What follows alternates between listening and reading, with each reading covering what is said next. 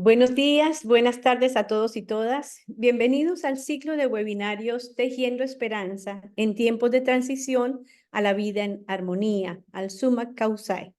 Hoy estamos en nuestro segundo webinario, nuestro segundo ciclo, que le hemos denominado Construcción de Paz y No Violencia en el marco de las transiciones socioecológicas. Desde hace más de 12 años venimos en un proceso de acompañamiento a comunidades en resistencias desde nuestro enfoque de paz justa y no violencia activa. Y digamos que en este proceso hemos ido aprendiendo a repensar el rol estratégico de los entornos comunitarios, bien sea campo o ciudad, y formas activas de resistencia. Hemos avanzado en procesos de comunicación popular y en el arte como una forma de resistencia, pero también hemos avanzado en nuestra comprensión muy integral sobre la construcción de la paz y la no violencia como formas de ciudadanía activa. Siguiendo algunas de las recomendaciones, por ejemplo, de la UNESCO sobre los 4 saberes para la humanidad: aprender a ser, aprender a pensar, aprender a resolver, aprender a convivir entre nosotros y nosotras. Seguimos muy animados con el Papa Francisco a superar los desafíos globales a que nos enfrenta este contexto tan complejo desde abajo, desde una vida plena para las comunidades. Y entonces la pregunta que nos hemos hecho es: ¿qué hacer frente a esta complejidad? ¿Cómo a veces nos sentimos desesperanzados en medio de estas noches oscuras y un paradigma que domina la exclusión, la desesperanza? Y entonces hoy queremos reflexionar sobre las formas en que estamos construyendo colectivamente distintas formas de organización comunitaria, de resistencias, de activismos, desde unas articulaciones y redes que buscan esa respuesta humana, esa respuesta desde la paz justa. En últimas, desde la construcción de la paz y la no violencia activa, contribuimos a una geopolítica de la esperanza. Esta geopolítica que está fuertemente basada y arraigada en la espiritualidad de nuestras comunidades, en una ética del bien común y del sentido de lo público, pero también en un gran compromiso con la sostenibilidad del planeta y con la vida, la cultura, los saberes de quienes le habitan.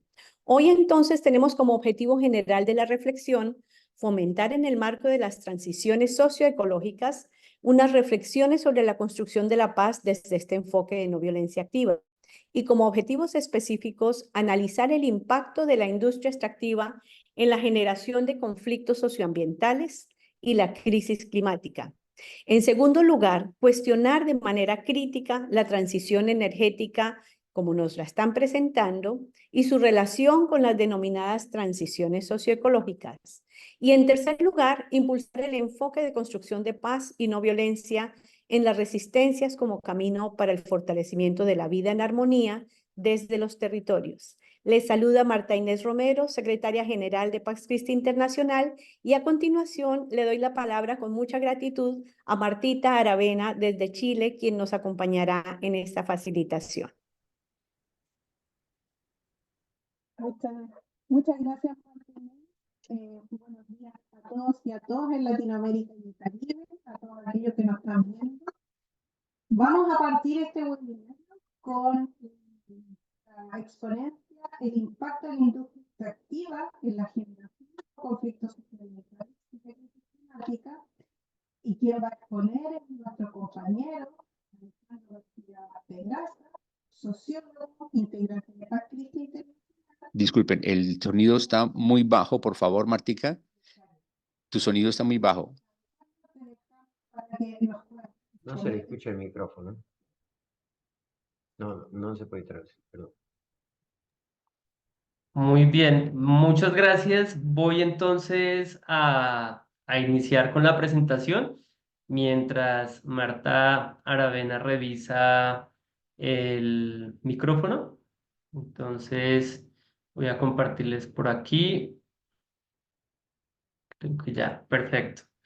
Entonces, en esta primer ponencia o reflexión que queremos invitar en esta segunda sesión es el impacto de la industria extractiva en la generación de conflictos socioambientales y la crisis climática. En ese sentido, generar dos reflexiones puntuales frente al tema de conceptual en tema de extractivismo y conflictos socioambientales. ¿Qué es el extractivismo? Tomamos entonces la reflexión de que es un modelo principalmente político y económico con las siguientes características. Se generan procesos de extracción de recursos naturales y bienes comunes de manera masiva, altas cantidades, volúmenes muy grandes. Esto es una acción intensa sobre la tierra y el territorio. Principalmente estamos tomando esto a partir de un ejercicio histórico, precisamente algunos lo toman desde la época de la colonia, que quedó una marca muy marcada en América Latina, principalmente en lo que algunos denominan como ese ADN extractivista, colonialista, patriarcalista. También busca suplir necesidades foráneas, exportaciones principalmente hacia lo que se denomina tal vez como el norte global, ¿no? Los países y las economías del norte global. Y encontramos estas características de la extracción de minerales, principalmente en minerales, hidrocarburos, pero también el extractivismo en el agronegocio, con los monocultivos, y también un extractivismo académico o cultural. Es decir, hace parte de un modelo profundo de acumulación de riqueza. Y en ese sentido, este extractivismo como modelo político y económico genera una fuerte conflictividad socioambiental. ¿Qué podemos entonces entender por un conflicto socioambiental? Hay un concepto de Joan Martínez Alier, que son conflictos ecológico-distributivos por el uso, aprovechamiento y distribución de recursos naturales, principalmente. Aquí tenemos una visión desde la economía, desde la ecología económica, y lo segundo son conflictos ocasionados por la lógica de acumulación por desposesión en el modelo del capital, una reflexión de Harvey que profundiza tanto en la parte económica, tanto en la parte social como también en la parte geográfica. Y en ese sentido, aterrizando esta reflexión, estos conceptos de qué ha significado la generación de conflictos socioambientales en América Latina y el Caribe, podemos ver el mapa de conflictos socioambientales que sistematiza el Observatorio de Conflictos Mineros para América Latina, la OCMAL, o el OCMAL, donde se referencian México como uno de los países con mayores conflictos socioambientales, con 58, está también Chile, está Perú con 46, está Argentina. Y parte de las características donde se ubican todos estos conflictos es principalmente, desde luego, sobre la cordillera de los Andes. Hay una gran demanda de recursos naturales, hidrocarburos, oro, carbón, para el consumo en el norte global, también el consumo interno, pero sobre todo también para un modelo de consumo en el norte global. Esta es otra herramienta de información bastante importante. Está el de el observatorio, el OCMAL, como también el Atlas de Justicia Ambiental, precisamente que lidera el grupo de trabajo con Joan Martínez Alier, el grupo de justicia ambiental. Aquí podemos encontrar sistematizado para la región cómo hay diversos conflictos. Lo pueden ver en los puntos negros por combustibles fósiles, por biomasa, conflictos por la conservación de biodiversidad. Está en la Amazonía, pero también desde luego otros ecosistemas esenciales para la vida, conflictos por el agua, conflictos también por el turismo y la recreación, conflictos también por asuntos nucleares. Entonces, la generación de estos conflictos no se limita netamente a solo extracción minera o extractivismo minero, ¿no? Como se puede tal vez referenciar en una primera noción. ¿Y esto por qué? Entonces aquí viene la primera reflexión y es que es América Latina y el Caribe pues lo siento en la región porque pues uno podría hablar de que es el planeta Tierra o el planeta Agua, y en ese sentido pues la gran biodiversidad que tiene, su gran capacidad de autorregenerarse, de proteger, de dar vida, pues es realmente no solo mágica, sino también muy importante, digamos, para poder reflexionar y comprender cómo estamos degradándolo, generando no solo los conflictos socioambientales, sino también la denominada crisis climática a partir de una crisis civilizatoria, de no comprender modelos de vida que sean acordes para el cuidado y la garantía del respeto al derecho a la vida. En América Latina y el Caribe, en la región, abarca alrededor del 60% de la vida terrestre del planeta y una diversa flora y fauna marina y de agua dulce. Estos son datos de la CEPAL. Es una de las ecorregiones megadiversas. La región amazónica en sí alberga el 10% de la biodiversidad del mundo. Contiene los humedales más extensos del mundo, por ejemplo, el Pantanal en Brasil, y en total sus humedales representan alrededor del 20% de su superficie. ¿Cuáles son los riesgos que se están notando? Disminución de abundancia de especies y alto riesgo de extinción, pérdida de hábitats, impacto en recursos naturales, contaminación, entre otros. El tema de la cobertura boscosa del territorio, en los últimos 30 años, 138 millones de hectáreas se están perdiendo en América Latina y el Caribe, lo que equivale a más del total de la superficie del Perú. Estos son datos pues bastante alarmantes, críticos, que pues nos llevan a una reflexión bastante profunda.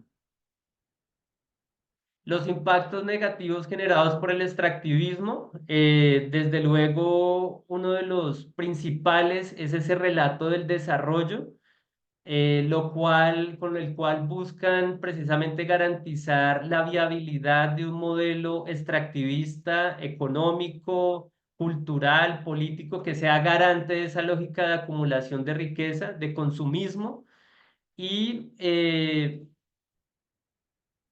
esto pues está generando, o lo podemos relacionar precisamente con la fuerte violación a los derechos humanos en términos del derecho a la salud, al agua, a un ambiente saludable, a la tierra y a la propiedad, porque en comunidades indígenas no se está respetando el derecho a la propiedad ancestral, a no ser desplazados, a la información, a la expresión y a la libre asociación, muy relacionado con los avances que en la región se han tenido a partir del Acuerdo de Escazú, que son los derechos de acceso a la información, a la participación y a la justicia ambiental, entre otros. Y en derechos a la naturaleza, pues la destrucción de los ecosistemas sensibles, el saqueo, pérdida de biodiversidad, fauna, entre otros, lo que ha llevado a que a partir de la organización y la incidencia política de las comunidades con organizaciones de la sociedad civil, al día de hoy haya avanzado en el sistema judicial lo que se denomina como derechos de la naturaleza, que implica un esfuerzo, una demanda desde el sistema judicial para que el Estado garantice, cuide, proteja y recupere ecosistemas que son esenciales no solo para la vida humana, sino que también tienen un derecho propio a permanecer, a pervivir en el territorio. Y quisiera hacer énfasis a un fenómeno que precisamente está relacionado con con los conflictos socioambientales, o generador en el marco de ese modelo extractivista, político y económico, y es el tema de la captura corporativa. Porque la captura corporativa denuncia precisamente toda una serie de hechos sistemáticos con los cuales las empresas o las grandes corporaciones buscan en países de escasos recursos o denominados del sur global generar una serie de acciones para poder garantizar el desarrollo de sus actividades corporativas y poder despojar a las comunidades, a los territorios, pero también al Estado de esos bienes comunes, otros denominados tal vez como recursos naturales, ¿no? Lo primero es la manipulación de la comunidad es decir, la venta de estos proyectos como algo que va a generar un beneficio económico y que empiezan a generar financiación de actividades culturales, a generar un proceso de reemplazar el Estado y su función social bajo la lógica de la responsabilidad social empresarial, pintando escuelas, patrocinando proyectos pequeños, es decir, toda una serie de manipulación.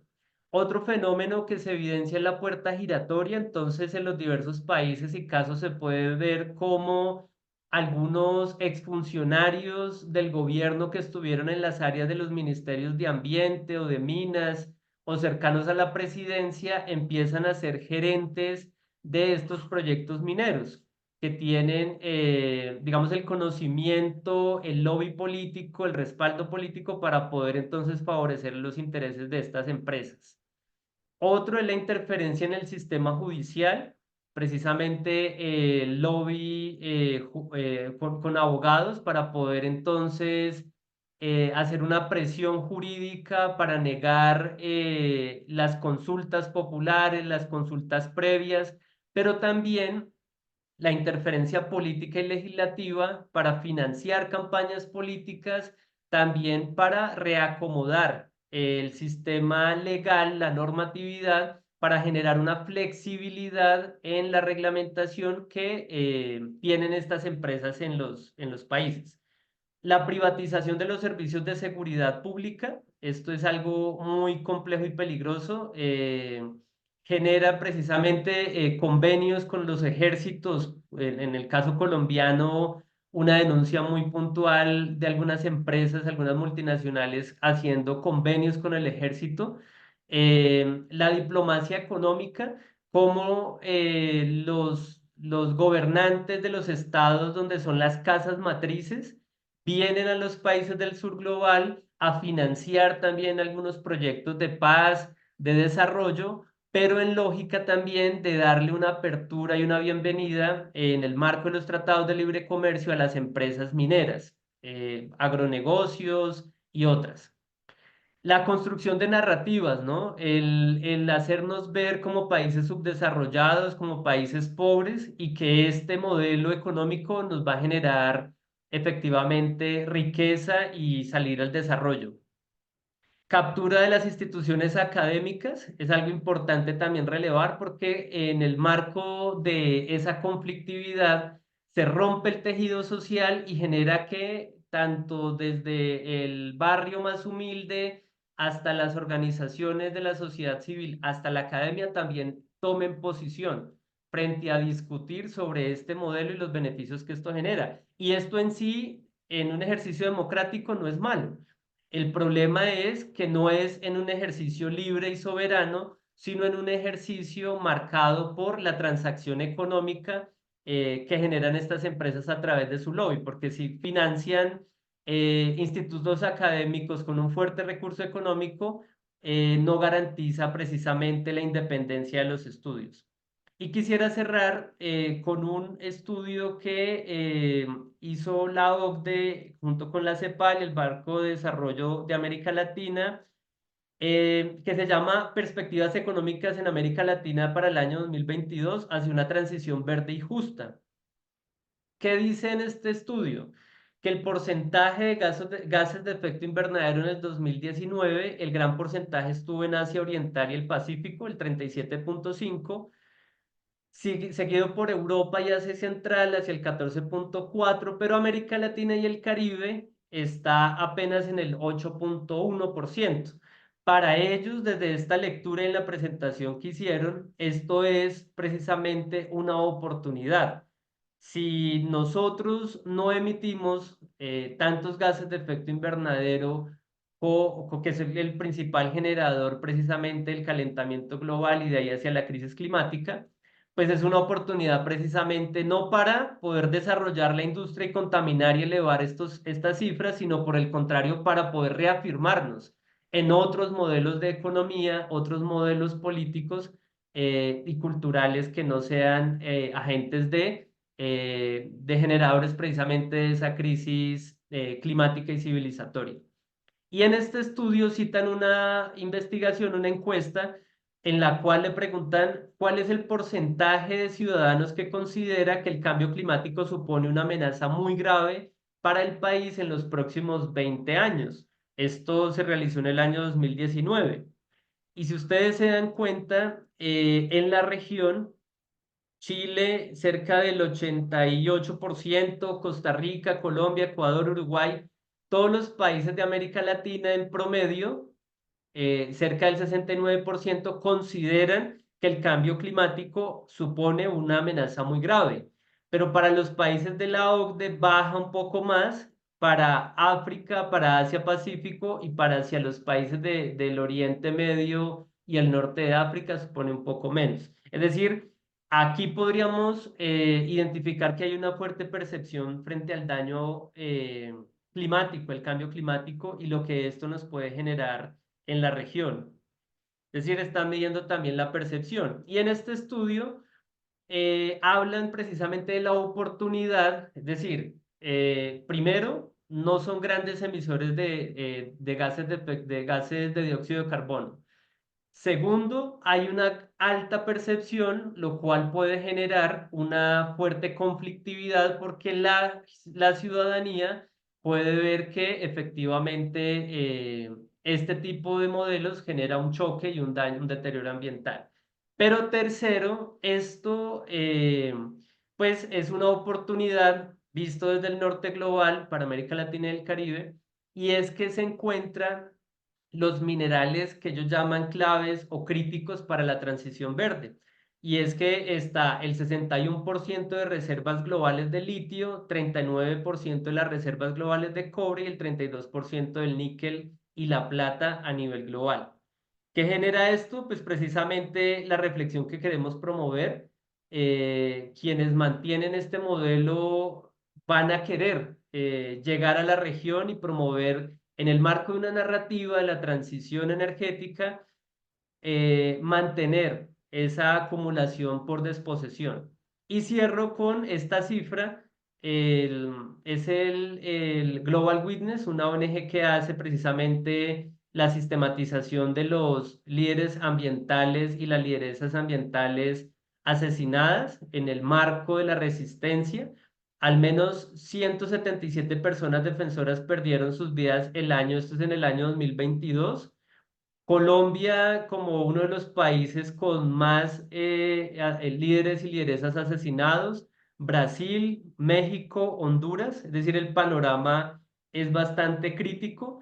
Y en temas de alternativas y cierro, pues está la resistencia no violenta, construir alternativas desde el camino de la paz, fortalecer narrativas por el buen vivir, la vida en armonía, otros mundos posibles, fortalecimiento de las comunidades en lo territorial con perspectiva global, reflexionar y transformar nuestras prácticas de consumo y relacionamiento con las demás personas y comunidades, ejercer nuestros deberes y derechos como ciudadanos. Esto es muy importante, hacer uso de los mecanismos constitucionales y legales para construir también un nuevo multilateralismo de los pueblos para los pueblos y fortalecer esa visión integral, espiritual, académica, política, recuperar ese humanismo para hacer frente a la crisis climática. Muchas gracias. Cierro con esta foto del segundo encuentro de comunidades en resistencia frente al extractivismo, el programa que lidera Paz Cristi Internacional, que fue el año pasado en el mes de agosto. Muchas gracias. Muchas gracias a ti, Alejandro, por esta exposición, por dejarnos tan claro cuál es el panorama que tenemos de lo que hemos estado viviendo muchas comunidades. Y a propósito de esta crisis climática, el cambio que vamos a hacer del modelo de energía, transitar de los combustibles fósiles a nuevas formas, cómo analizar y darnos cuenta de que no solamente hay que establecer un cambio de materias, sino que modelos de vida y, y cómo transitamos a eso de manera justa. Entonces, para eso tenemos nuestro siguiente exponente, que es Leonardo Rossi, doctor en Ciencia Política, becario postdoctoral del IRES CONICET, miembro del colectivo de investigación en ecología política del sur. Desde Argentina nos va a hablar sobre más allá de una transición energética, caminos para transitar a modelos socioecológicos justos, y democrático, que es lo que anhelamos tanto todos y todas. Adelante, Leonardo, muchas gracias. Bueno, muchas gracias por la presentación, buenas tardes, buenos días. Muchas gracias a Pac50 por la invitación, a Alejandro que estuvo en la semana ahí colaborando con la organización. Voy a intentar cumplir con el tiempo, ser breve. Voy a presentar ahora un PowerPoint, me avisan si no llegara a verse bien, me informan o si no se escucha y bueno, cortamos y volvemos a arrancar. Paso a abrir.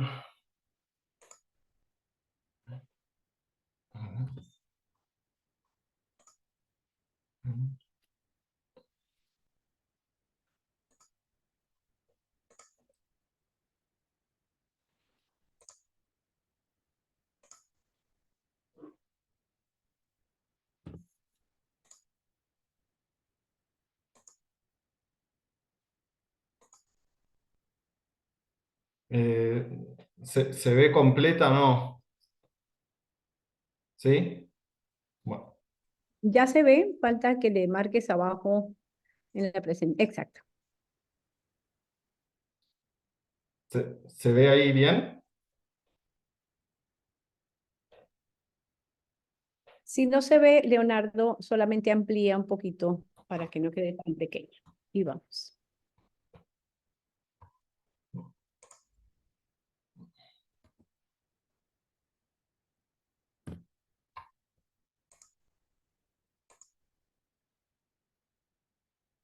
Bueno, no me permite. Si se ven las placas, digamos, le doy para adelante. Perfecto.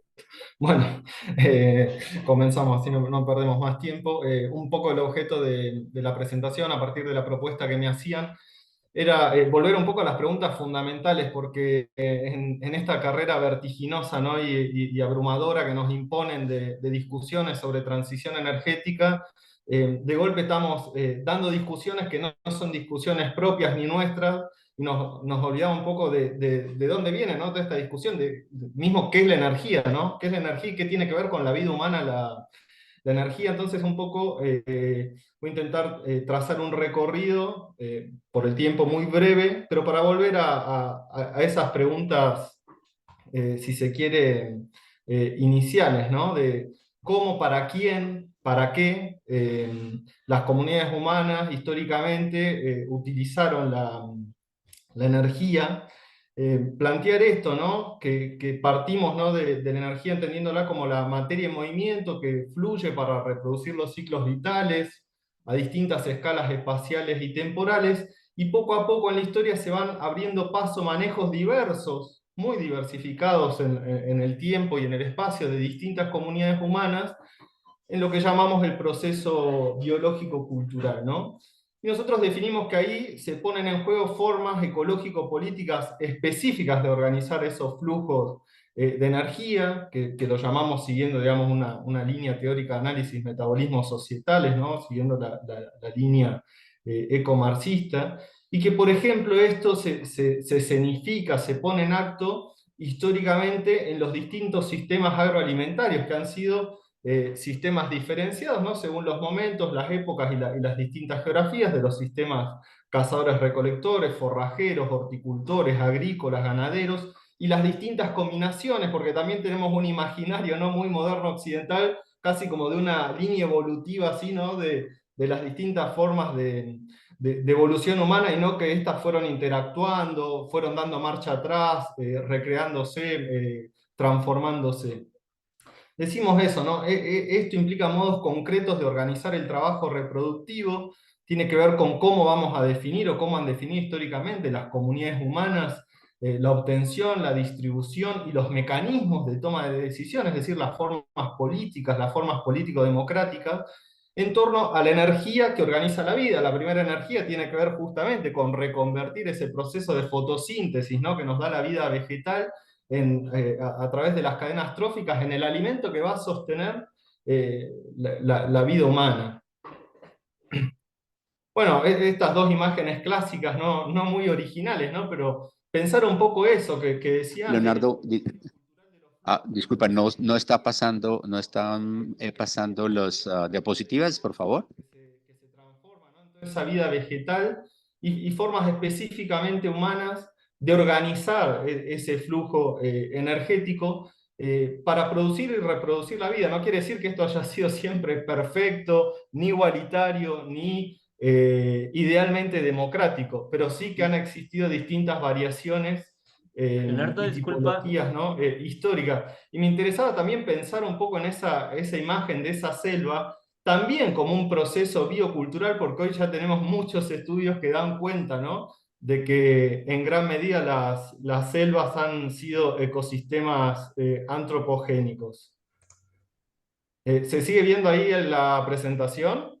No, no corría, entonces yo estoy presentando Ok, su diapositiva, ¿listo? Voy en la ok. de manejo biocultural de los flujos de materia y energía.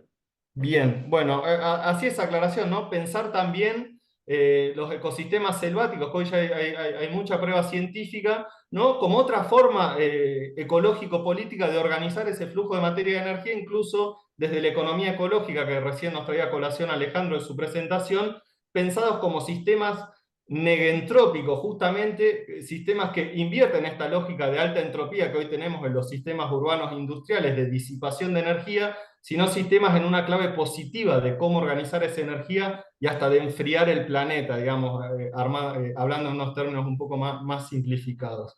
La siguiente.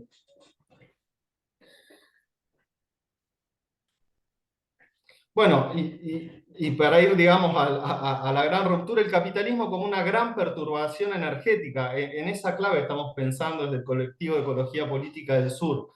Entender esto, la lógica de valorización abstracta, es decir, producir valor y ganancia antes que reproducir la vida, como un principio rector societal, trastorna estos acoplamientos vitales que han sido socio-biodiversos, como explicábamos, y que habían regulado históricamente estos flujos hidro-agroenergéticos a lo largo del proceso adaptativo y evolutivo. Desde sus fases primigenias y en las sucesivas etapas, el capitalismo se sostiene en el colonialismo energético, porque hoy está muy de moda, ¿no?, hablar de colonialismo energético, y el capitalismo nace con el colonialismo energético, ¿no? Y la plantación, podemos hablar mucho, acá veo que hay compañeros de Brasil, ¿no? La plantación es el paradigma ecológico político colonial que organiza un constante fluir. Ahí me aparecen algunos comentarios de los compañeros, que organiza un constante fluir de ingentes volúmenes de energía de la Tierra y de los cuerpos esclavizados de América Latina y Europa en forma de mercancías alimentarias, que son vectores energéticos, ¿no? Pero la plantación efectivamente es un gran proceso de extracción energética colonial, entonces, digamos, hay que ver la especificidad actual, pero entender que históricamente el capitalismo implica ese colonialismo energético. Pasamos a la siguiente. Por ahí el intérprete te pide hablar un poquitito más lento. Bien. Quiero llegar con todas las placas, perdón la velocidad. Bueno, esto, ¿no? Poniendo paradigmáticamente, y elegía algunas imágenes típicas o clásicas de lo que tiene que ver con la forma plantación, con la plantación colonial, y entender que ahí se gesta, ¿no?, este régimen del mundo de dueños que hoy estamos llevando, ¿no?, una fase extrema, este régimen oligárquico agroenergético, y ahí ya observamos mucho antes que en la industria británica, que en la Revolución Industrial Británica, tenemos esas factorías, ¿no?, con trabajo en serie, con altos consumos energéticos para producir valor abstracto de estas mercancías alimentarias generadas en la plantación azucarera.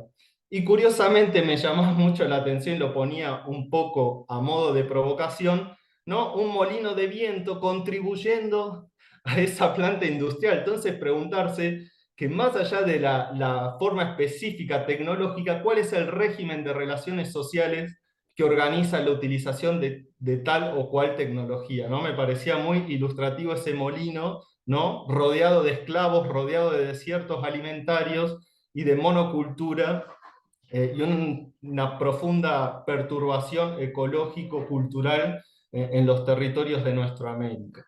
Siguiente, por favor.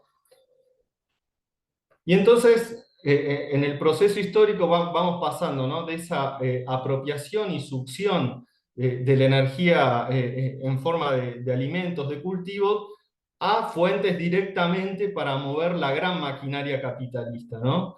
Recordemos que el despegue, ¿no? de mediados del siglo XIX, a fines del siglo XIX, principios del siglo XX, ¿no? Del gran taller, lo que se llama la segunda revolución industrial, en Argentina lo conocemos bien, se sostiene a partir del trasvase de energía alimentaria barata desde las zonas templadas del mundo, ¿no? A Gran Bretaña precisamente, bueno, Nueva Zelanda, Australia contribuyeron con eso, ¿no? Con un gran trasvase energético de nuestros suelos y de los trabajadores, en nuestro caso, gran mayoría inmigrantes, a los territorios del norte, como mencionaba Alejandro antes. Los procesos de industrialización y urbanización acelerada transforman definitivamente esta relación entre energía y humanidad, o comunidades humanas, no me gusta tampoco esa idea genérica de humanidad, y el sentido primario pasa ahora por mover máquinas y objetos, energía exosomática y ya no energía endosomática, antes que por organizar la sostenibilidad de la vida. Los centros urbanos, bajo esta lógica del capital, se convierten en enormes pozos energívoros, ¿no? Que están fagocitando otros territorios, otros cuerpos, otras sociedades, pero no solo eso, sino también las formas políticas que les son correlativas, su autonomía política. Y entonces pasamos a un desacople ya radical entre comunidad y territorio como esa relación vital que organiza el flujo de la vida. Siguiente. Bueno, esto es una imagen que ilustra un poco, es ese enorme trabajo que hizo el equipo de Juan Infante Amate, ¿no? y colaboradores sobre las venas abiertas de América Latina, y ver ahí efectivamente, yo solo tomé el recorte de biomasa y combustibles fósiles, la relación arriba entre lo que se importa y abajo entre lo que se exporta en materia de biomasa y bueno, sobre todo de petróleo, de principios del 1900 hasta la actualidad. Bueno, claramente los números son brutales, recomiendo leer ese trabajo, que incluso está la traducción hecha al castellano. Siguiente, por favor. Y acá me quiero detener en algunas aclaraciones, bueno, y ya han salido en la presentación y en la intervención de Alejandro algunos comentarios. Pensar esta noción de capital fósil, como la trabaja el sueco Andreas Malm, que me parece muy, muy rica ver la historia, ¿no? De cómo se configura efectivamente, porque también caemos en una trampa, terminamos hablando de sustancias, digo, terminamos echándole la culpa al petróleo, ahora seguramente al litio. En Argentina, digamos, nos pasa con la soja, y el problema es el régimen de relaciones sociales que se apropia de determinado, digamos, material o elemento de la naturaleza y lo perturba. Y pensar los efectos de este capital fósil en torno al clima, pero más allá, porque ahí también caemos, digamos, en un sesgo epistémico bien trabajado y construido, ¿no? por las industrias, de hablarnos permanentemente de las emisiones, y derivadamente pensar la transición recortada, ¿no? a ciertos sectores muy puntuales, digo, a la movilidad, algunas actividades urbano-industriales, y pareciera que esa es la crisis sin más. Bueno, efectivamente, el capital fósil, bueno, no hay que ahondar mucho, nos ha llegado a una profunda crisis climática, estamos, digamos, los últimos datos dan cuenta de los récords de temperatura media global, de temperatura media de los océanos, de pérdida de masas de hielo en el último año. Pero no solo eso, digamos, tenemos que pensar en definitiva de una crisis ecológica, y el clima en todo caso es un componente más de esa profunda crisis ecológica, ¿no? Tenemos una alteración radical de ritmos y escalas de la economía y sus efectos territoriales, producto de este capital fósil, y derivadamente eso nos lleva a la crisis de biodiversidad, a la sexta extinción masiva de especies. No se puede pensar sin toda la maquinaria movida por combustibles fósiles en la depredación que hemos tenido, digamos, de mediados de la década del siglo XX para acá. También en los efectos, digamos, más de índole antropológicos. El capital fósil ha organizado nuestros cuerpos y nuestras subjetividades desorientadas de todo ese proceso biológico-cultural del que hablamos antes. Tenemos trastornados, ¿no?, nuestro régimen de sensibilidades, nuestros deseos, nuestra capacidad de pensar el espacio y el tiempo por esta hiperaceleración empujada al ritmo del capital fósil. Y me parece central entender y dejar asentado que los orígenes de este régimen no devienen de un proceso teleológico predestinado para el género humano, digamos, esto que se habla tanto del antropoceno, sino, como plantea Andreas Malm en su monumental revisión histórica, esto nace de la búsqueda de fuentes energéticas por parte de hombres blancos, ricos del norte europeo, ¿no?, en los talleres y en las fábricas británicas, propietarios, en su lucha por controlar sus bases de privilegio, por controlar a los trabajadores. De ahí surge específicamente el capital fósil, ¿no?, incluso cuando les era conveniente manejar energías hidráulicas en términos de costo, el control político que necesitaban lo encontraron apelando al combustible fósil para poder desplazar sus fábricas territorialmente y sortear algunos conflictos sociales al interior británico. Siguiente, por favor. Leonardo, te quedan 4 minutos. Bueno, voy a pasar rápido esto. Nos llevan entonces hoy a hablar de transiciones. Básicamente el lenguaje es parte de las propuestas de grandes corporaciones, de los estados centrales, pero en realidad están basados en esto, ¿no?, en captadores no renovables de flujos de energía renovables. Así, digamos, lo llama Manuel Casal Lodeiro, que me parece muy atinado y muy preciso, porque efectivamente no son materiales renovables los que se están utilizando. Se están amplificando los efectos destructivos de la actual matriz fósil y se vienen a acoplar a eso, digamos, estas pseudo renovables. Estamos omitiendo los niveles y las desigualdades en el consumo energético exosomático que hoy presenta el planeta. Se omite el régimen de relaciones de poder que organiza estos flujos de energía. Siguiente. Quería hablar del litio puntualmente, pero bueno, no vamos a llegar porque es el caso que ¿Tienes, estamos tienes estudiando. 3 minutos más? De los 4, dale, Bien. tranquilo, adelante. Bueno, acá un gráfico que muestra efectivamente, esto es en el caso chino, a dónde ingresan, en qué matriz realmente existente están ingresando estas renovables, una matriz que no para de aumentar y que básicamente es fósil. China todos los años viene batiendo récord de consumo de carbón y eso, digamos, no entra en general en la discusión, sino que nos muestran los megaparques de paneles que vienen haciendo o los miles y miles de autos eléctricos. Siguiente, por favor. Siguiente. Ahí va. El litio como caso testigo, esto, bueno, nos habla mucho del litio de las renovables, pero bueno, claramente vemos la demanda de litio, más del 65% es para autos eléctricos, no tiene que ver con ninguna necesidad humana fundamental. Y una geopolítica, ¿quiénes son los grandes demandantes? China, Europa, Estados Unidos. Siguiente. Bueno, quería contar el caso después si ya en la ronda contamos un poco de lo que ocurre aquí en Catamarca, en Fiambalá, que es donde venimos trabajando, pero me gustaría ir al cierre un poco más a forma de reflexión y conclusiones. Después, si les interesa, les podemos compartir material de lo que venimos investigando y las perturbaciones que viene generando, digamos, la expansión del litio en las zonas de acá del noroeste argentino. Siguiente, por favor. Bueno, los antagonismos, ¿no?, entre hidroagroculturas y la supuesta avanzada de las renovables, justamente que vienen a destruir la habitabilidad de formas campesinas que han hecho esos territorios sostenibles, son comunidades con altísimo grado de autonomía alimentaria, con manejo comunitario de las aguas, con procesos de intercambio de semillas, de intercambio de alimentos, justamente donde debiéramos mirar un poco, si queremos trascender este mundo perturbado, vienen a ser sacrificadas en cuestión de años en nombre de la transición energética. Eso es lo que estamos observando hoy en vivo y en directo, donde estamos investigando en Fiambalá, en el oeste catamarqueño. Siguiente. Bueno, algunas de las preocupaciones locales, ¿no?, que ya se están sintiendo, ¿no?, el volumen en el uso de agua, el abasto local de energía está totalmente alterado, mortandad y migración de fauna silvestre, pérdida, digamos, de la tranquilidad de esa vida local campesina y de pequeñas ciudades. Siguiente.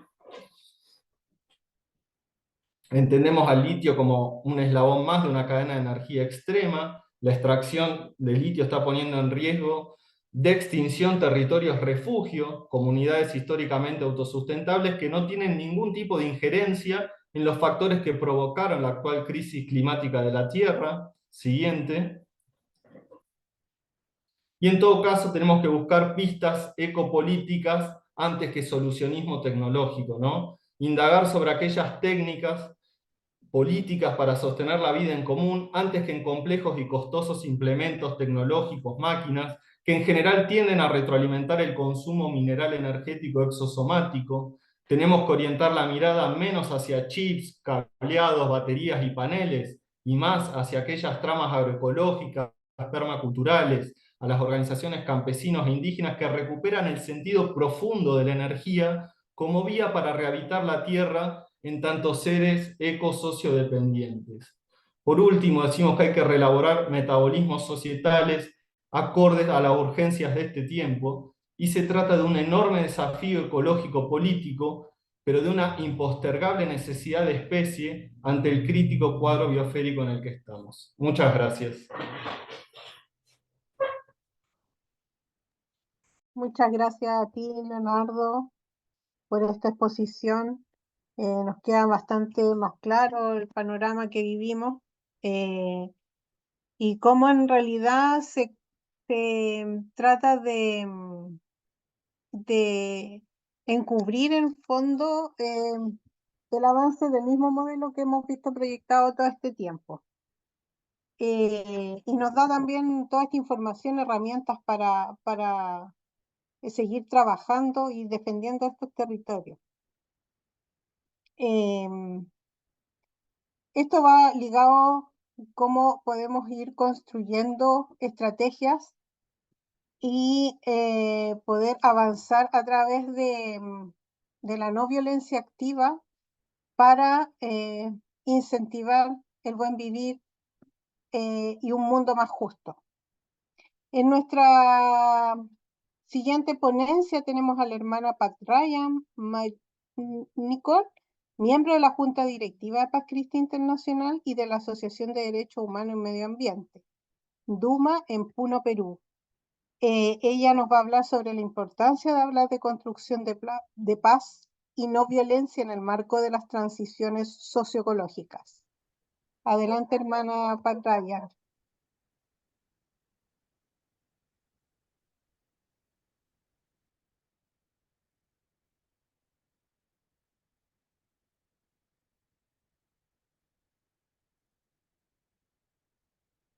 ¿Ya está?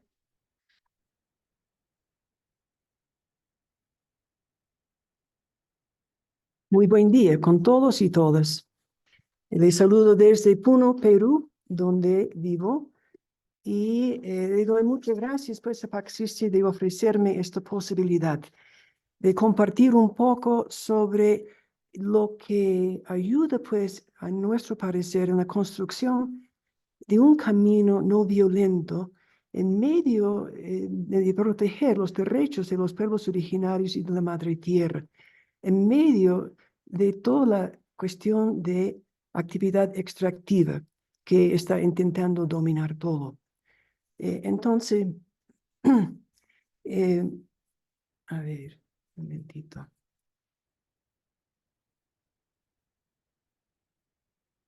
Durante todos mis años aquí en Puno, Perú, he sido partícipe de una postura como pueblo y como iglesia que intenta dar testimonio de una postura activa no violenta, que busca proteger la vida y crear más vida. Durante los 20 años de violencia política de 1980 a 2000, donde fueron asesinadas más de 69,000 personas, más de 75% eran de pueblos originarios.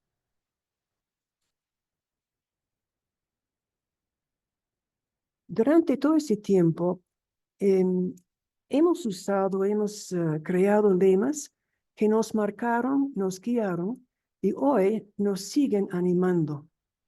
Algunos son: no a la violencia, venga de donde venga; vida sí, muerte no; Somos pueblo, somos iglesia, sembrando la vida para cosechar la paz.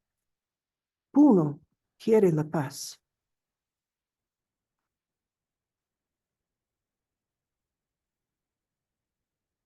Y ahora, desde mediados de los 90 hasta ahora, estamos en lo que considero una segunda conquista, donde esta vez llegan empresas nacionales e internacionales en busca nuevamente del oro y otros minerales valiosos. Cada día hay una permanente y creciente invasión de las concesiones mineras, especialmente en los territorios de los pueblos originarios. El año pasado hubo más de 3,000 petitorios de concesiones mineras solo en la región de Puno. Y como pueden ver aquí a la derecha, este es como aparece el petitorio en un periódico. Y esa es la forma que el gobierno dice que están informando a las comunidades de este petitorio. Pero en realidad nunca llega a las comunidades porque no reciben periódicos.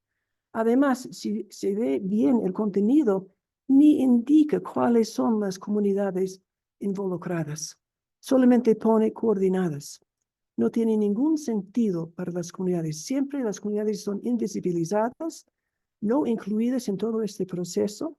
No les importa su situación, su opinión, y no les consulta, tampoco pide su consentimiento.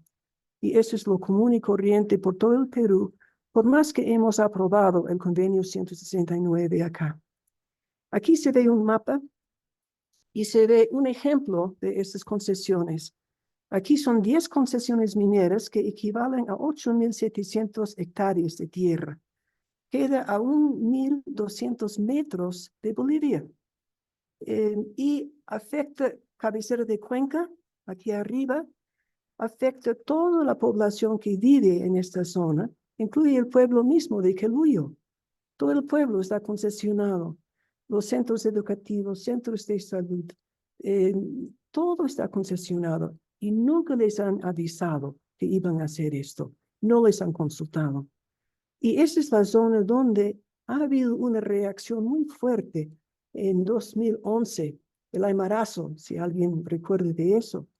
Y en el Aymarazo esto nos dio oportunidad de también de hacer presente la opinión de las comunidades que rechazan las concesiones y rechazan la interferencia del gobierno directamente en sus territorios, niegan la existencia que existen pueblos originarios que por siglos viven allá.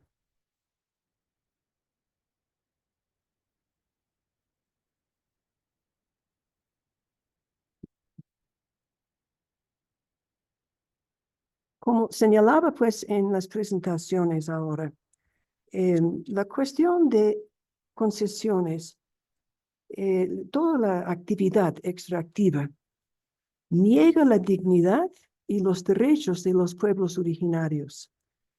Causa profundos daños a la Pachamama, especialmente nuestra hermana agua.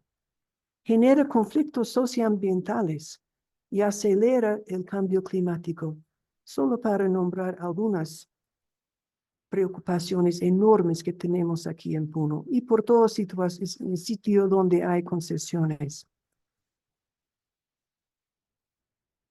Tenemos acá, y como en muchos otros sitios, ciertas posturas, verdades y valores que nos guían en nuestro actuar diario y frente a las actividades extractivas. Primero, el agua es la sangre de la madre tierra, de la Pachamama. Cuando contaminamos el agua, estamos envenenando, matando a la madre tierra. La madre tierra, la Pachamama, no es una mercancía. Ella no es una mera propiedad que se compra y se vende. La Pachamama es un ser vivo, es creación de Dios. Ella es la fuente de la vida. Nosotros somos parte integral de la madre tierra. Somos uno solo con ella. Tenemos que cuidarla, protegerla y agradecerla. De ella depende la vida. Arreglar a buenas es una práctica muy común acá. Es una forma que se utiliza cuando se ha violado la armonía es la práctica de arreglar a buenas o de hacer bien. Cuando se ha violado la armonía, hay que buscar una forma de reparar la situación en una forma humana. Es el reconocer individual o colectivo cuando hemos causado daño a otro hermano o hermana o a la Pachamama. En esta práctica se solicita a la autoridad o persona indicada la convocatoria de una reunión entre las partes para que el autor de la ofensa o delito asuma su responsabilidad, pida perdón, pero un pedido pues sincero del corazón, y juntos establezcan reparación y reestablezcan la armonía. Vivir bien, yo creo que todos ya estamos muy al tanto de lo que es la Summa Hakanya o Summa Kausai. Para nosotros eso es muy, muy presente en todo. Lo principal, yo diría, tiene que ver en buscar siempre la forma de vivir en armonía como comunidad humana, pero también con toda la creación, porque somos uno. Ahora, queremos compartir razones que nos dan mucha esperanza, prácticas en que estamos involucrados acompañando al pueblo en buscar manera ante la actividad extractivista de proteger la dignidad y los derechos de los pueblos originarios y a la vez proteger la Pachamama y defenderla. El primer caso donde hemos entrado en este camino fue el caso que se llama Condaraque, aguas que queman. Este caso es el caso número 8 en el Perú de severidad en cuanto a la contaminación. Y había más de 8.500 casos semejantes. Y Condaraque fue el número 8 en la severidad de la contaminación. Y esto se debe a PAM, los pasivos ambientales mineros. Tantos casos que hay y nunca hacen algo para remediarlo, o muy pocas veces. Aquí se ve la boca mina Marcela, de donde sale toda el agua contaminada, ácida. Y aquí a la derecha se ve que donde están mirando parte de la acumulación de lo más de 1.200.000 toneladas de relaves mineros, materiales tóxicos, que siguen contaminando. Y este sitio está en cabecera de cuenca. Contamina todo río abajo hasta el lago Titicaca. Todas las cuencas en Puno son iguales. De los 13, 9 son sumamente conocidos, reconocidos como muy contaminados. Y el pobre lago y todos los que viven en estas cuencas y todo ser viviente estamos sufriendo de las consecuencias. A ver.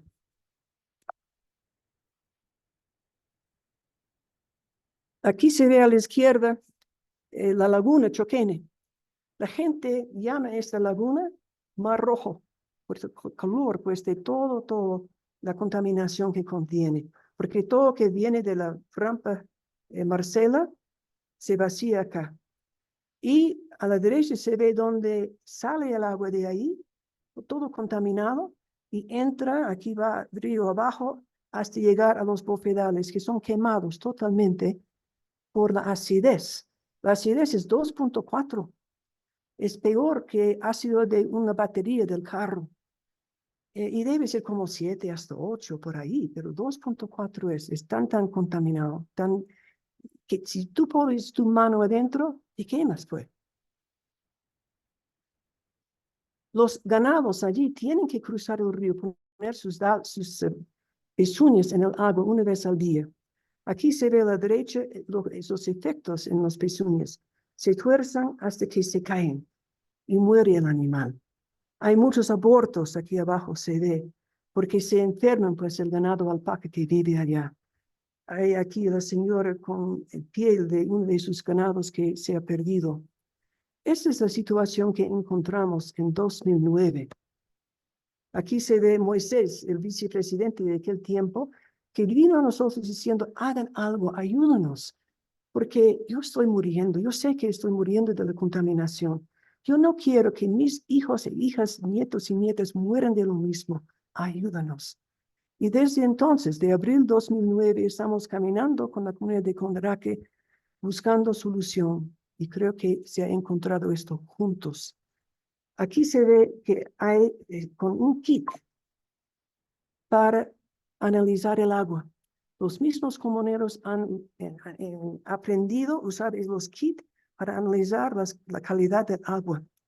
Y ya pueden decir a la mina, mira, hay contaminación, por más que la mina antes negaba que había contaminación y que ellos eran fuente de la contaminación. Los comuneros ya saben y tienen prueba y no pueden negarlo la mina. Aquí hay una gran transformación que está sucediendo en Condorake. Aquí a la izquierda se ve la laguna de nuevo, aquí a la derecha es la laguna ahora. Han sanado la laguna. El agua ya es de A3. A3 sirve para el ganado ya puede tomarlo, pues. Humanos no, pero el ganado sí, y para agricultura sirve. Han regresado las aves de nuevo, los peces otra vez están presentes. Tienen su planta de tratamiento y todos los materiales tóxicos se separan del agua y se forman ladrillos. Y esto envían a un sitio en la costa que el Estado tiene para guardar materiales tóxicos en un sitio seguro donde no va a afectar a otros. Aquí a la derecha se ve pues canales de coronación para que agua no pase por los relaves. Abajo se ve filtro de agua. Todo el agua ya está filtrado y ingresa al río abajo. El río ya está sano. Aquí en una reunión nos invitaron los de la mina y también de la comunidad de Condorake. Y hemos visitado con miembros de otra cuenca, Hatun'alyu, para que podrían ver el éxito de Condorake y tener esperanza para hacer lo mismo en su zona. Los de la mina nos dijeron, cuando ustedes llevaron este caso a la ONU, hemos conseguido copia de su presentación y tenemos que confesar, cuando hemos leído, lo reconocimos como la verdad. Lo que ustedes dijeron era la verdad. No estaban exagerando. Y sabíamos que la mina tenía la responsabilidad y la culpa por esta contaminación.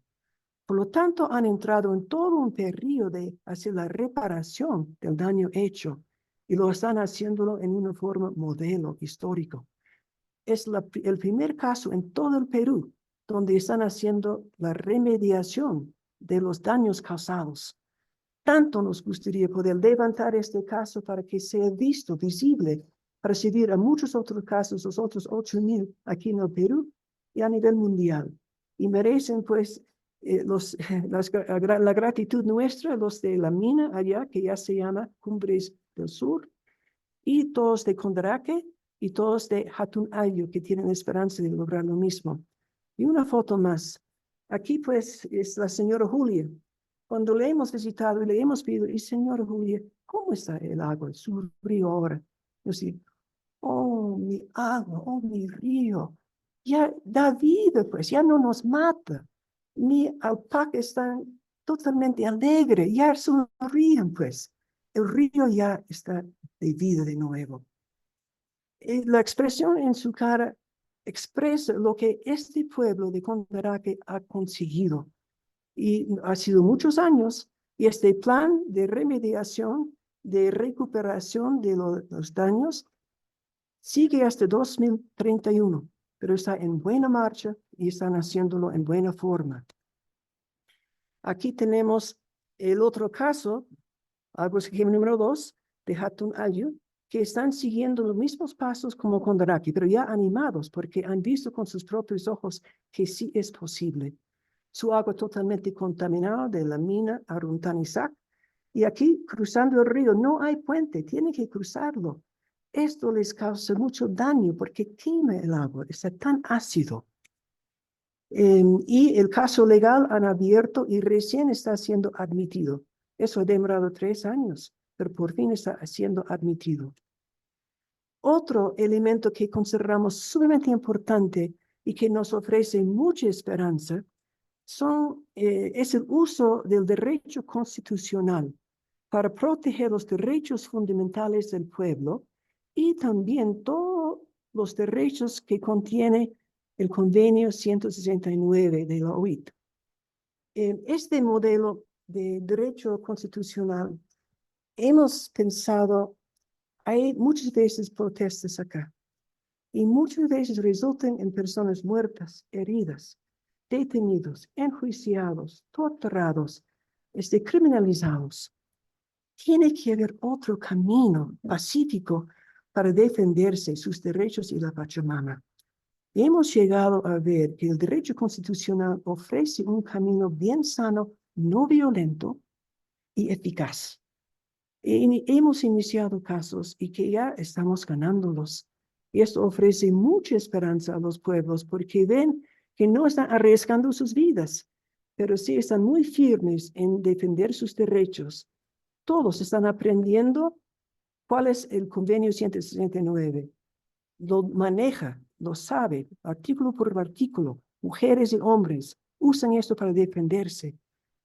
El caso para defender consulta previa se ha ganado, se ha ganado y este es un precedente a nivel nacional. El caso de 11 comunidades de Atuncolia. Y este sirve como ejemplo para el resto del país. En nuestra zona, muchos otros están siguiendo el mismo camino, como por ejemplo Arboleda, Chilapucara, Chilachambilla, Caracoto, Hatucachi, siguen el mismo camino para defender su derecho a la consulta y da buenos resultados, muy buenos resultados. El mismo derecho constitucional estamos usando también para defender el derecho al agua, salud y medio ambiente. Y hace un mes acabamos de ganar otro caso, defendiendo esos derechos básicos para toda la cuenca Coata. Como ven aquí a la derecha, ese de basura es río allá, ni se ve el río, totalmente contaminado. Y aquí a la derecha se ve, pues, cuando se vacía el río Torococho, el río Coata, todo está contaminado, porque todas las aguas negras de la ciudad de Juliaca se entra de frente a este río, contaminando. Todo esto desemboca al lago Titicaca. El lago, pobre lago, sufre harto. Entonces, este caso es histórico que hemos ganado, porque asegura acceso a agua potable, asegura medio ambiente saludable y asegura atención de salud integral para las personas afectadas y expuestas a metales pesados. El Ministerio de Vivienda, Gobierno regional, Gobierno municipal y la entidad responsable del agua en esta zona. Esas 4 entidades sí o sí tienen que responder, tienen que dar cuenta ante el juez de este caso en 30 días para ver qué es su plan para afrontar esos deberes. Todos los avances que están logrando para implementar que todo el pueblo de esta zona goza de agua, salud, ¿no? Y medio ambiente sano. Incluye en esta decisión del juzgado la construcción de una planta de tratamiento de aguas residuales, provisión de servicios esenciales de agua potable, la suspensión inmediata de vertimiento de aguas servidas sin ningún tratamiento, atención médica especializada para la población afectada por la contaminación. Una nota. En el Perú, una tercera parte de la población está infectada con metales tóxicos en sus cuerpos. Unos más de 10 millones de personas que sufren de la contaminación, principalmente de la minería irresponsable con uso de mercurio, de cianuro y otros metales tóxicos, ¿no? Todas estas acciones, como he dicho, son de cumplimiento obligatorio. Esas entidades estatales tienen que cumplir sí o sí. No hay manera de escapar. Y tienen que rendir cuentas. Hay personas y grupos de otras partes del país que ya quieren implementar el mismo tipo de caso constitucional para su río. Todos los ríos casi sufren la misma cosa. Esto ofrece una salida sana, no violenta, donde puede hacer respetar el derecho del pueblo y del río y del agua. Lo recomendamos por si acaso. El río Torococho aquí, bueno, hay varias fotos para ver la contaminación. Pero quise mencionar otro caso constitucional que también nos da mucha esperanza. Es el caso Lago Titicaca, sujeto de derechos. En otros países yo creo que ya están empleando eso, ¿no? Y lo recomendamos mucho porque aquí vamos a poder lograr respetar el valor espiritual y cultural que tienen esos cuerpos de agua. También buscar que el Estado reconoce a las organizaciones indígenas como guardianes, defensores y representantes, en este caso, del lago Titicaca y sus afluentes. En el Perú acaba de ganarse el primer caso de sujeto de derechos para el río Marañón, en la selva y en el norte. Hemos presentado nuestros casos en casi el mismo día, pero en Puno siempre cada cosas demoran más tiempo, ¿no? Pero sí se resulta con paciencia e insistencia.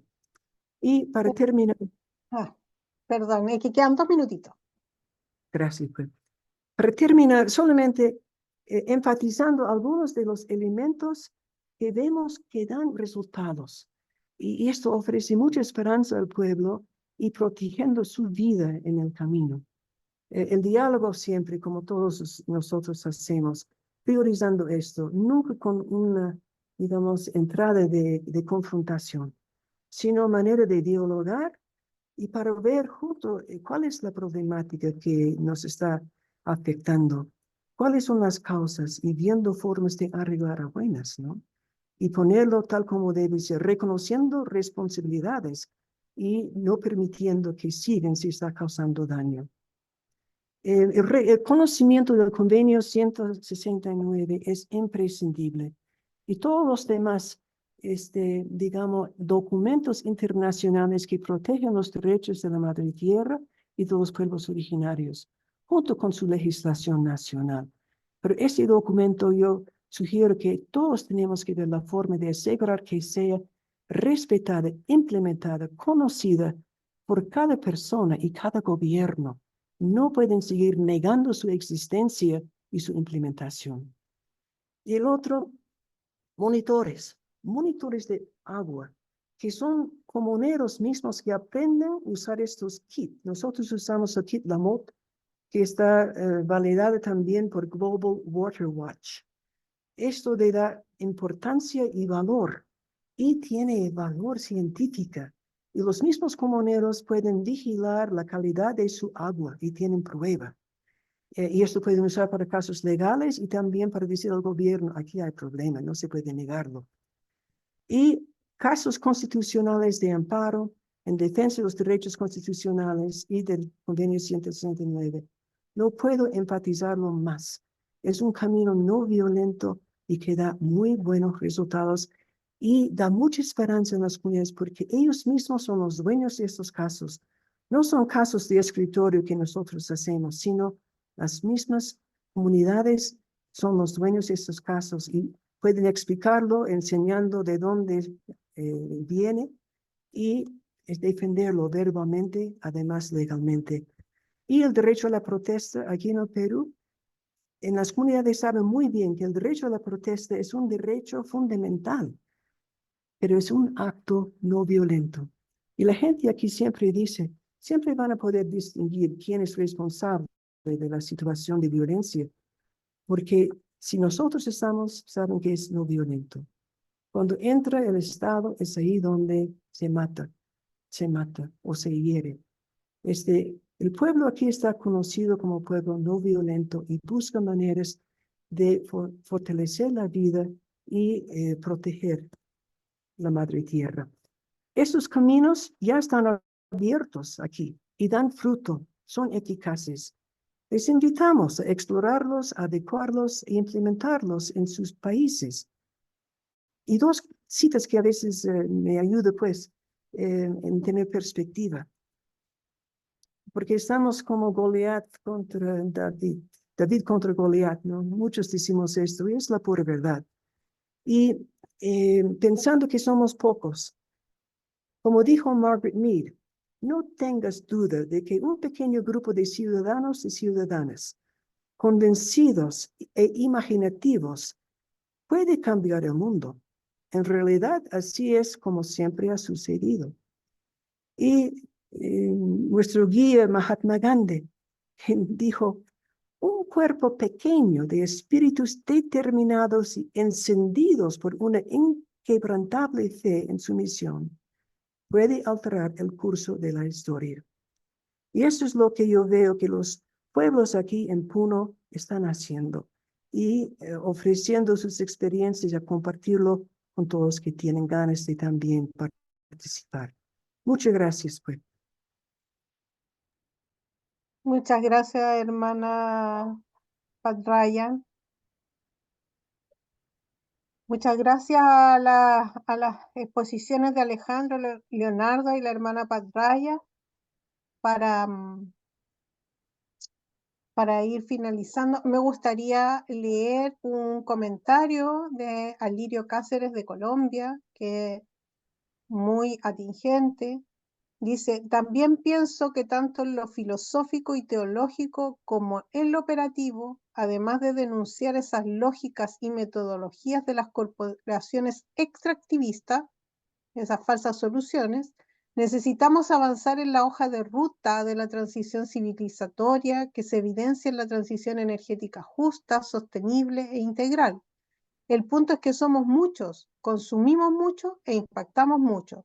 Crudamente hay un umbral entre la extracción, o sea, el uso, y el extractivismo, el abuso de los bienes de la creación. Siempre causamos un impacto. ¿Cómo reducirlo sabiamente? Es decir, hay que plantear soluciones pertinentes. Comunidades energéticas, planes de vida en armonía con el territorio, soluciones basadas en la naturaleza, en fin, pasar de la denuncia al anuncio. Algo realmente muy certero lo que comenta, porque de verdad que nuestro grave problema está en el sobreconsumo y ese sobreconsumo desmedido que el capitalismo nos ha inculcado en todo este tiempo. También quería informarles que la red de monitoreo a la minería, Mining Watch de Canadá, estará organizando una conferencia en Ottawa el 7 de junio, con ocasión de los 25 años en análisis, intercambio de información, incidencia política y estrategias para frenar este modelo minero. Se va a compartir el enlace. Y dada la última ponencia,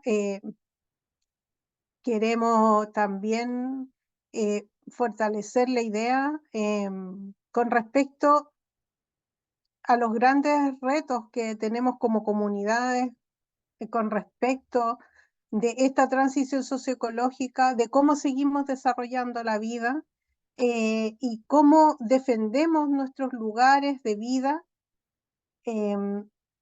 a través de acciones no violentas, acciones de paz, y para eso fortalecer la incidencia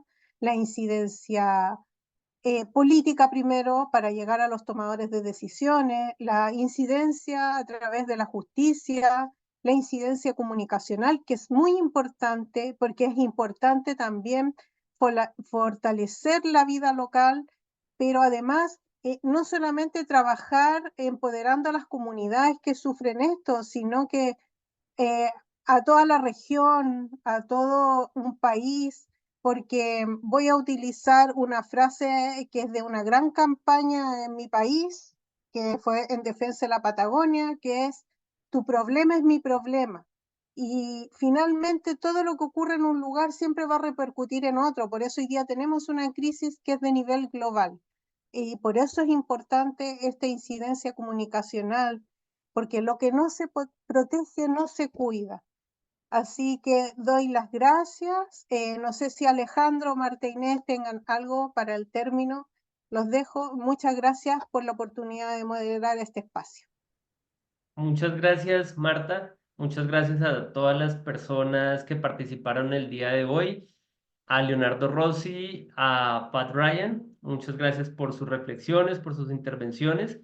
Yo creo que fue muy importante la reflexión en términos de comprender de manera integral cómo el modelo extractivista ha generado una serie de conflictos socioambientales que se ven en esa marca, en ese deterioro ambiental, en esa